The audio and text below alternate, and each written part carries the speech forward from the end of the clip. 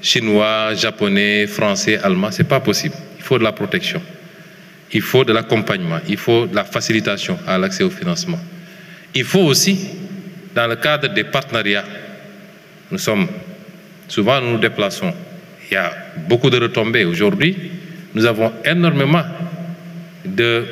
d'appétit manifesté par des boîtes chinoises après notre visite là-bas. Les visites du président de la République, c'est la même chose.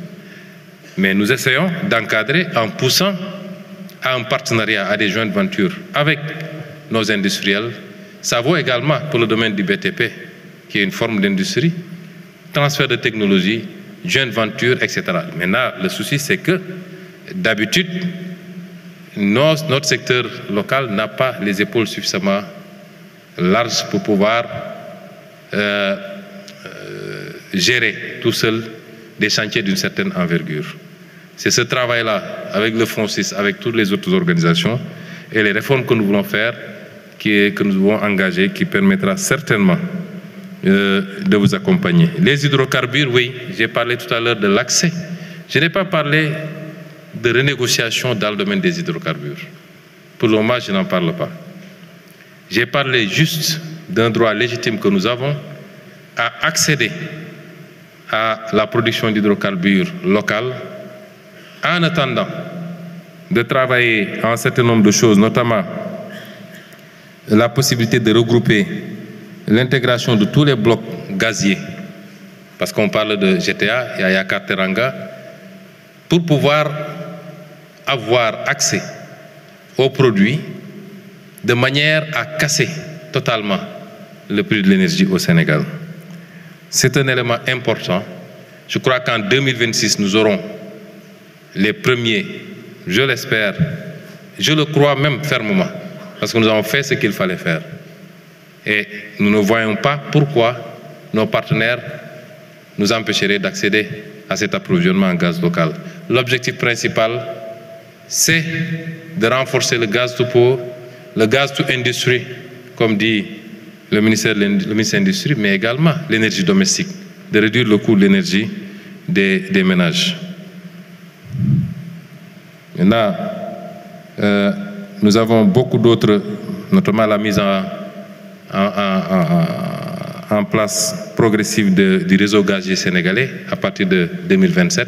Ça a beaucoup contribué à alléger la charge pour les industriels. J'ai parlé de l'accès à l'énergie solaire.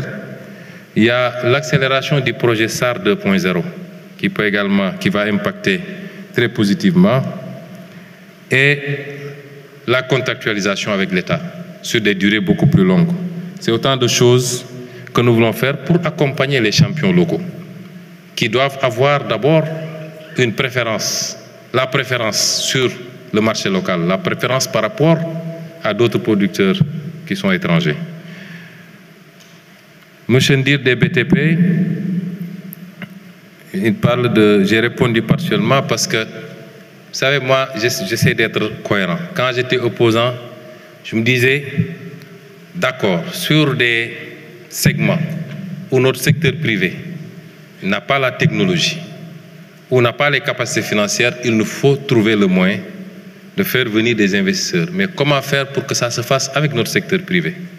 Mais sur des segments beaucoup plus légers, et je donnais l'exemple, par exemple, d'une attribution pas loin d'ici à une société étrangère pour construire des immeubles à usage d'habitation. Je me disais quand même, depuis l'indépendance, aussi bien nos entreprises publiques, SICAP, SNHLM, que dans le privé, où il y a énormément de promoteurs qui ont fait de très belles cités, de très belles choses, on ne peut pas quand même laisser ça pour donner ces assiettes-là à des étrangers. Mais s'il faut aller rapidement, par exemple dans le logement social, certainement, il faudra trouver le moyen de faire des PPP. Mais le plus important, c'est que l'État sera là pour accompagner le secteur privé. Quand j'étais en Chine, il y avait le secteur privé sénégalais qui était là-bas. Beaucoup de conventions ont été signées sous forme de partenariat privé-privé, de joint venture. Et nous serons là pour vous accompagner, y compris pour le recyclage des actifs également. C'est important. Notre préférence, c'est le secteur privé national.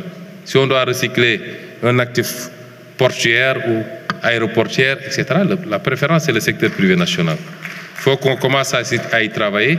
Si vous n'avez pas les capacités, que vous puissiez, y compris même dans le secteur financier privé, que je n'ai pas voulu développer dans ces slides-là. Je m'en arrête à ça, parce que comme disait l'autre, du secret. Et